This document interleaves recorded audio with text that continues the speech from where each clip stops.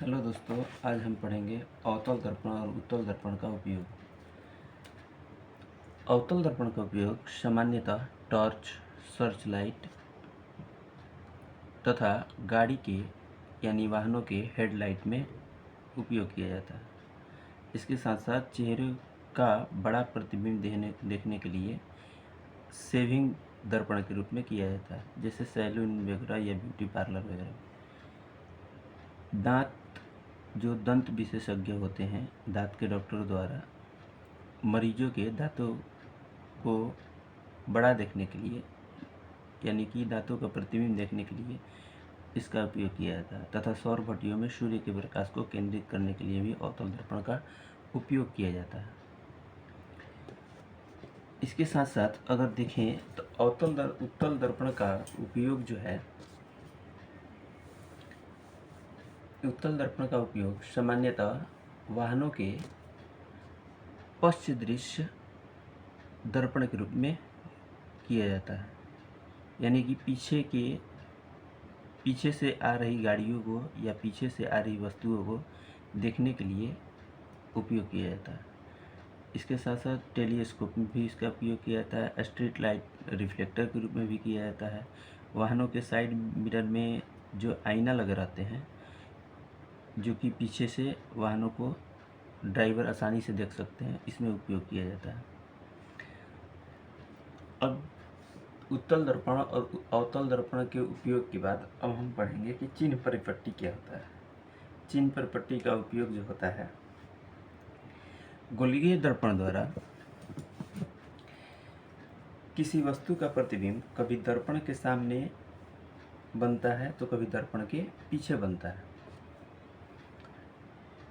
इसलिए इन दोनों स्थिति में अंतर स्पष्ट करने के लिए एक परिपट्टी की आवश्यकता होती है, जिसे चिन्ह परिपट्टी कहते हैं, जिसको हम इंग्लिश में साइन कन्वेंशन बोलते हैं।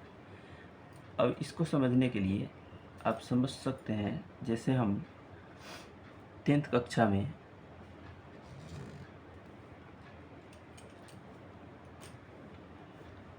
आप ये चतुर्थांश के बारे में जानते हो, जो कि इसको एक्स एक्सिस बोला जाता है, इसको वाई एक्सिस बोला जाता है, इसको हम एक्स डैश बोलते हैं, इसको हम वाई डैश बोलते हैं।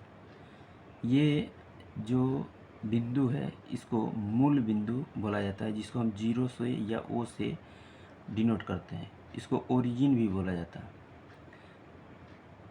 इसके दाएं साइड धनात्मक चिन्ह होता है, यानी पॉजिटिव होता है, जैसे +1, +2, +3, +4। और इसके बाएं साइड -1, -2, -3, -4, इस प्रकार अनंत तक माइनस इन्फिनाइट और इधर प्लस इन्फिनाइट तक जाता है। वैसे ही ऊपर अगर बढ़ें तो ऊपर में बढ़ेंगे तो पॉजिटिव होता है, पॉजिटिव साइड के साथ 1, 2, 3, 4, 5 प्लस में होंगे। और नीचे अगर बढ़ते हैं तो -1, -2, -3, -4। ये 10th के चतुर्थांश यानी कोऑर्डिनेट ज्योमेट्री में, निर्देशांक ज्यामिति में ये आप पढ़ चुके होंगे। इसी साइन कन्वेंशन के साथ हम समझेंगे कि अवतल दर्पण में प्लस की ओर होता है और माइनस की ओर होता है, उत्तल दर्पण में और अवतल दर्पण दोनों में। आइए समझते हैं। जैसे ये अवतल दर्पण है, तो अवतल दर्पण में जो दर्पण का जो मध्य बिंदु होता है, जिसको हम ध्रुव बोलते हैं, सभी दूरियां यहीं से मापी जाती है। इस ध्रुव से ही, पोल से ही सभी दूरियां मापेंगे। दर्पण के बाईं ओर नेगेटिव साइन होगा और दर्पण के बाईं ओर पॉजिटिव साइन होगा। इसके ऊपर जाएंगे तो धनात्मक साइन होगा और इसके नीचे जाएंगे तो ऋणात्मक साइन होगा। जैसे कि दर्पण में या उत्तल दर्पण में या अवतल दर्पण में हम वस्तु को कभी भी हमेशा बाईं ओर रखते हैं। मानकर चलते हैं कि ये आपका मुख्य फोकस है, ये आपका सेंटर ऑफ कर्वेचर है, यानी कि केंद्र है आपका, ये इन्फिनिटी है। तो वस्तु को आप कहीं भी रखें तो वस्तु की जो दूरी होती है u से डिनोट की जाती है। यानी कि जो हमने सबसे पहले भी कहा कि ध्रुव से ही इसकी वस्तु की दूरी मापी जाती है। तो ये u से हम डिनोट करते हैं। माना कि हमने वस्तु को रखा है अनंत और c के बीच या c से परे, तो इसका जो प्रतिबिंब बनता है, इसका प्रतिबिंब सेंटर ऑफ कर्वेचर और मुख्य फोकस के बीच बनता है। तो इसका प्रतिबिंब जो बनता है वास्तविक और उल्टा बनता है और वस्तु से छोटा बनता है और C और F के बीच बनता है। तो ये जो दूरी हो गई, तो ये दूरी हो गई प्रतिबिंब की दूरी, जिसको हम v से डिनोट करते हैं। यानी सबसे पहले हमने देखा कि u जो होता है, u वस्तु की दूरी होती है, v जो होता है प्रतिबिंब की दूरी होता है, प्रतिबिंब की दूरी होती है, f आपका मुख्य फोकस होता है। तो हम देखेंगे न्यूमेरिकल बनाते समय कि साइन जो होता है कैसे होता है। तो उत्तल दर्पण में जो u ऋणात्मक की ओर है, यानी ऋणात्मक यानी बाईं ओर है, तो इसका साइन जो होता है ऋणात्मक होगा। इसका प्रतिबिंब भी बाईं ओर बना है, तो मूल बिंदु से यानी कि ध्रुव से बाईं ओर बना है, तो इसका प्रतिबिंब की दूरी भी माइनस में होगा। और फोकस भी किस ओर बनता है, तो दर्पण के सामने बनता है, जो कि बाईं ओर बनता है, तो इसमें माइनस होगा। ये अवतल दर्पण में साइन कन्वेंशन है, यानी कि चिन्ह पर पट्टी। इसी की सहायता से हम किसी न्यूमेरिकल को बना सकते हैं। जैसे इसी प्रकार अगर देखें तो उत्तल दर्पण में भी जो साइन कन्वेंशन होगा, ये P जो है मूल बिंदु है, यहीं से सभी दूरियां मापी जाती हैं। इसके घनात्मक यानी कि हमेशा बाईं ओर, इसके बाईं ओर हम वस्तु को रखते हैं हमेशा।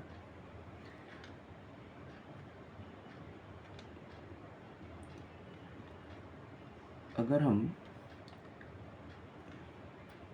इसमें पढ़ चुके हैं कि वस्तु को ध्रुव और अनंत के बीच यानी फोकस और अनंत के बीच कहीं भी रखें, तो इसका प्रतिबिंब जो बनता है,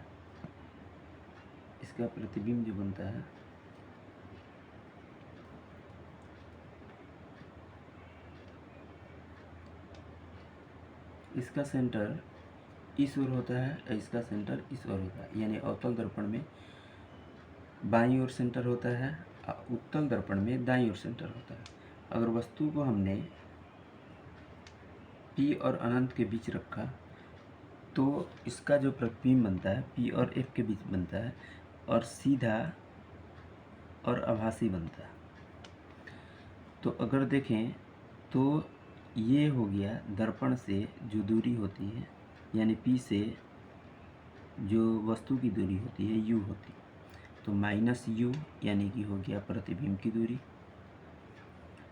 और जो वस्तु की दूरी, और जो v जो दर्पण के दाईं ओर बना है, ये प्लस में होता है, प्लस का भी, यानी कि ये वस्तु की दूरी और प्लस भी वस्तु की दूरी। जो उत्तल दर्पण का जो फोकस होता है ये दाईं ओर बनता है, तो ये फोकस भी आपका होगा प्लस में।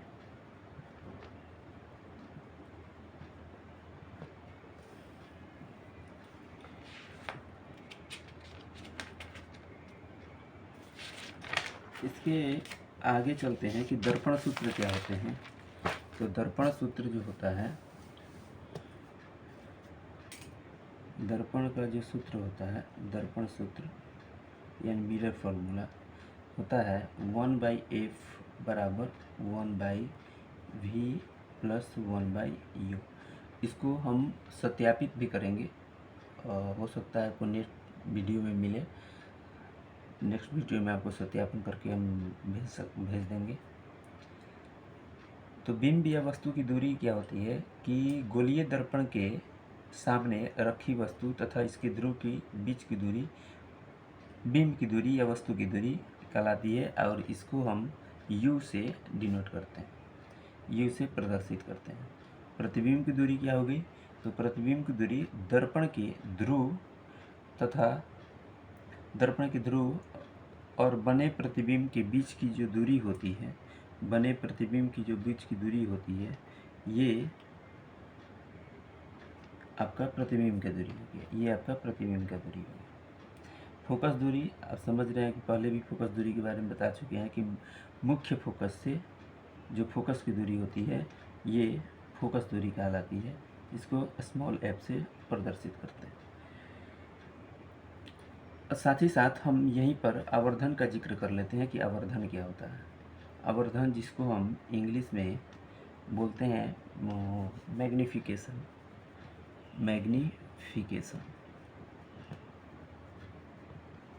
मैग्नीफिकेशन, इसको m से भी डिनोट किया जाता है। m बराबर होता है प्रतिबिंब की ऊंचाई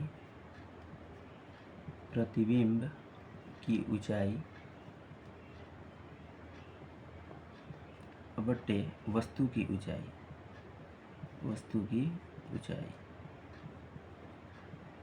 इसके बराबर m बराबर हम फिर लिख सकते हैं कि वस्तु की दूरी प्रतिबिंब की दूरी बट्टा वस्तु की दूरी। इसको बोल सकते हैं हाइट ऑफ इमेज, इसको बोल सकते हैं हाइट ऑफ ऑब्जेक्ट, इसको बोल सकते हैं प्रतिबिंब की दूरी भी, इसको बोल सकते हैं u। अगर इसे देखें एक फिगर में अगर काउंट करें तो ये हमें निकल कर के आता है m बराबर hi/ho हाइट ऑफ इमेज बटे हाइट ऑफ ऑब्जेक्ट बराबर v/u। ये माइनस में साइन के साथ होता है, यानी कि प्रतिबिंब की ऊंचाई बट्टे में u यानी वस्तु की दूरी। ये आप फार्मूला हमेशा याद रखेंगे, आपको न्यूमेरिकल बनाने के साथ साथ काम आएगा। आवर्धन होता क्या है उसके बारे में हम देख लें तो किसी बिंब का प्रतिबिंब कितना गुना बड़ा है या छोटा है, यही प्रतिबिंब का आवर्धन कहलाता है। यानी कि बोल सकते हैं कि किसी बिंब का, किसी वस्तु का प्रतिबिंब